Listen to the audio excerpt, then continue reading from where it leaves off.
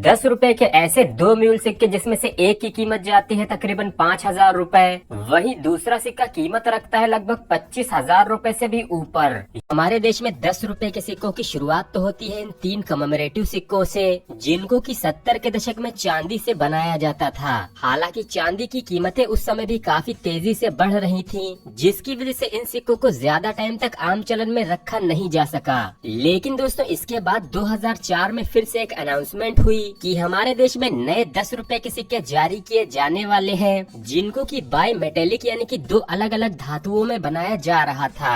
और इसी के साथ शुरुआत होती है 2005 में हमारे देश के पहले 10 रुपए के सिक्कों से, जिनको कि हम क्रॉस वाले सिक्कों के नाम से जानते हैं। ये सिक्के सिर्फ 3 ही वर्षों में देखने को मिले, यानी कि 2005, 2006 और 2007। इसके बाद 2008 में इनके डिजाइन में चेंज किया गया और अब इनमें जारी हुए 15 रेज वाले इस डिजाइन के सिक्के।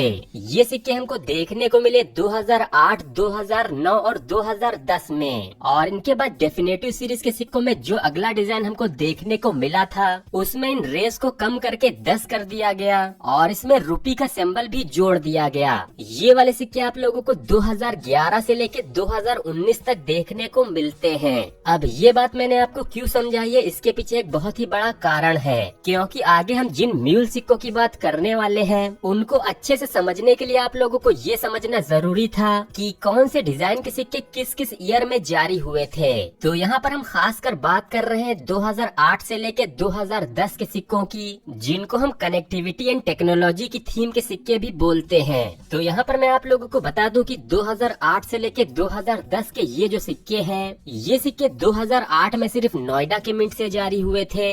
2009 के भी ये सिक्के सिर्फ नोएडा की मिंट से ही बनाए गए थे। वहीं जो 2010 के सिक्के थे, ये सिक्के आप लोगों को नोएडा की मिंट और बॉम्बे की मिंट से देखने को मिलते हैं। अभी यहाँ पर काफी सारे लोगों को ये कंफ्यूजन रहता है कि numista.com पे तो इनके मिंट्स कुछ अलग दिखाई दे रहे हैं, यानी कि यहाँ पर 2008 में 3 मिंटें दिखाई गई हैं, वहीं यहाँ पर 2009 में भी यही 3 मिंटें दर्शाई गई हैं और 2010 में भी इन्हीं 3 मिनटों को यहाँ पर जगह दी गई है। हालांकि दोस्तों यहाँ पर मैं आप लोगों से एक बात बिल्कुल ही क्लियर कर दूं कि numista.com कोई सरकारी वेबसाइट नहीं है। यहाँ पर जो आंकड़े आप लोगों को देखने को मिलते हैं, वो सारे आंकड़े यहाँ पर हम जैसे कलेक्टर्स ही डालते हैं। यानी कि अगर आप भी numista.com पर रजिस्टर कर लें, तो आप भी इस वेबसाइट पर अपना कंट्रीब्यूशन दे सकते हैं। यानी कि यहाँ पर दी गई जो इन्फॉर्मेशन होती है, उस पर आप लोग आंख बंद करके भरोसा बिल्कुल भी नहीं कर सकते।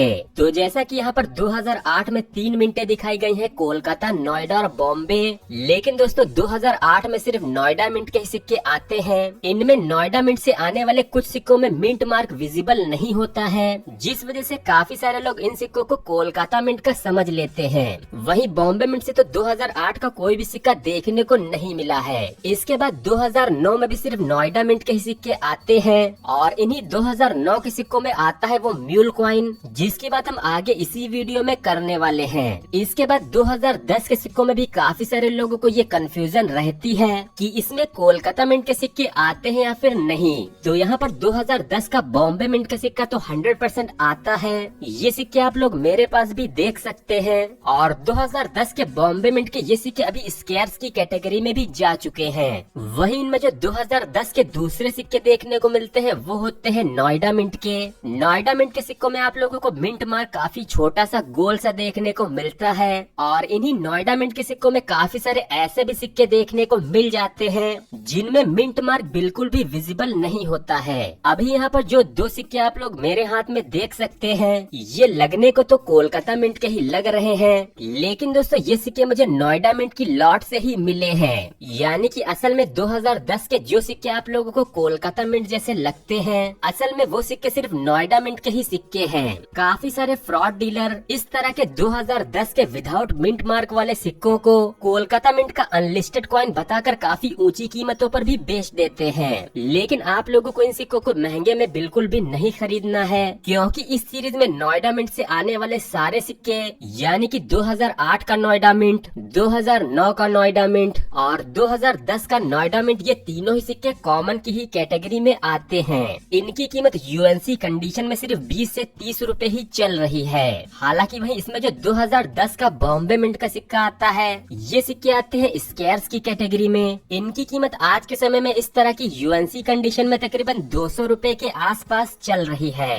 तो इन कॉमन सिक्कों के बाद अब हम बढ़ते हैं इनमें आने वाले दो सबसे महंगे म्यूल सिक्कों की तरफ। इसमें जो सबसे पहला म्यूल सिक्का देखने को मिलता है वो है 2009 का नोएडा मिंट का ये म्यूल कॉइन। अभी आप लोग यहाँ पर इनके फर्क को समझे तो यहाँ पर आप लोग देख सकते हैं कि इनमें जो नॉर्मल वाले सिक्के हैं उनमें जो आप लोगों को यहाँ पर भारत और इंडिया देखने को मिल रहा है ये ऊपर गोलाई में लिखा हुआ है। वही इसमें जो इसका ईयर है वो बिल्कुल नीचे की तरफ आप लोगों को देखने को मिल रहा है।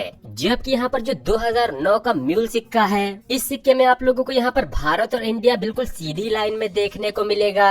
वही इसमें जो इसका ईयर होगा वो भी काफी ऊपर की तरफ होगा। अब ये फर्क आप लोगों को इसलिए देखने को मिलता है क्योंकि इस म्यूल वाले सिक्के में इस्तेमाल की गई थी 2 रुपए के सिक्कों की डाई, क्योंकि 2009 के 2 रुपए के सिक्कों में आप लोगों को यही वाला डिजाइन देखने को मिलता था और मिंट वालों की गलती की वजह से इस म्यूल सिक्के पर इस्तेमाल कर दी गई थी 2 रुपए के 2009 के नोएडा मिंट के सिक्के की डाई। तो ये वाला जो 2009 का म्यूल कॉइन है इसकी कीमत कुछ सालों पहले तक लगभग 15,000 रुपए तक भी चलती थी और बाजार में ये वाले म्यूल सिक्के काफी भारी मात्रा में आ जाने की वजह से आज इन म्यूल वाले सिक्कों की कीमतें काफी नीचे आ चुकी है। हालांकि फिर भी इस म्यूल सिक्के की आज के समय में यूएनसी कंडीशन में कीमत तकरीबन 5,000 रुपए से ऊपर चल रही है और ऐसी यूज्ड कंडीशन में भी इसकी कीमत तकरीबन 2,500 रुपए से लेके 3,000 रुपए तक होती है। तो आप लोग अपने घरों में इन सिक्कों की तलाश जरूर करें। तो इसके बाद अगर हम बढ़े अगले म्यूल सिक्के की तरफ तो ये वाला जो म्यूल सिक्का है वो देखने को मिलता है 2010 के बॉम्बे मिंट के सिक्कों में। यहाँ पर 2010 के बॉम्बे मिंट के सिक्के ऑलरेडी स्केयर्स की कैटेगरी के हैं जो कि काफी मुश्किल से ही देखने को मिलते हैं और इसमें जो म्यूल सिक्का आता है वो तो आप लोगों को काफी ज्यादा मुश्किल से देखने को मिलेगा। और इस वाले म्यूल सिक्के की खासियत ये थी कि इसमें जो अशोक स्तंभ वाली डाई थी वो इस्तेमाल की गई थी 2010 के सिक्कों की ही। लेकिन दोस्तों इसका जो दूसरी साइड का डिजाइन था वो वाले साइड की डाई इस्तेमाल हुई थी 2011 के सिक्कों की। यानी कि इसमें आप लोगों को रुपी का सिंबल भी देखने को मिलेगा और इसमें जो रेज होती है वो सिर्फ 10 ही आप लोगों को देखने को मिलेंगी। तो ये जो 2010 का बॉम्बे मिंट का म्यूल सिक्का है ये काफी ज्यादा रेयर है। उस समय तक मैंने ऐसा कोई भी सिक्का बिकता हुआ बाजार में देखा नहीं था, इसलिए मैंने इतने सालों तक इस सिक्के पर कोई भी वीडियो नहीं बनाई थी। लेकिन पिछले साल से ये सिक्के काफी मात्रा में बाजार में बिकते हुए मुझे दिखे हैं और जितने भी डीलर से मैंने इनकी प्राइजेस पता की हैं, उन लोगों ने नॉर्मल कंडीशन के इस तरह के सिक्कों की कीमतें मुझे 22,000 रुपए से 25,000 रुपए के आसपास ही बताई है। यानी इस वाले म्यूल सिक्के की कीमत आप लोग नॉर्मल कंडीशन में तकरीबन 15 से 20,000 मान सकते हैं। वहीं यूएनसी कंडीशन में ये सिक्का मुझे अब तक बिकता हुआ तो नहीं दिखा है, लेकिन अगर किसी के पास ये सिक्का यूएनसी कंडीशन में होगा तो मेरे हिसाब से आज के समय में उसकी कीमत तकरीबन 30 से 35,000 रुपए तक जा सकती है। और अगर आप लोगों को अभी भी इसमें फर्क करना समझ में न आया हो तो यहाँ पर मैं आप लोगों को 2010 के नॉर्मल सिक्के